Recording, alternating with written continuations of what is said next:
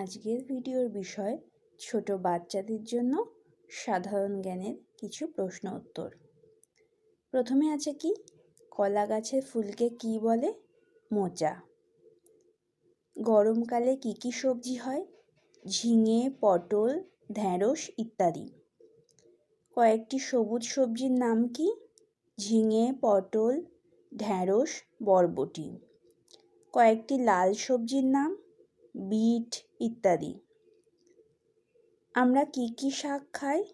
পালং শাক, নোটে শাক, লাউ শাক ইত্যাদি। শীতকালে কি কি সবজি হয়? গাজর, কড়াইশুঁটি, ফুলকপি। কোন সবজি মাচায় হয়? লাউ, কুমড়ো, শসা, পটল। কোন সবজি বেশি পাওয়া যায়? আলু।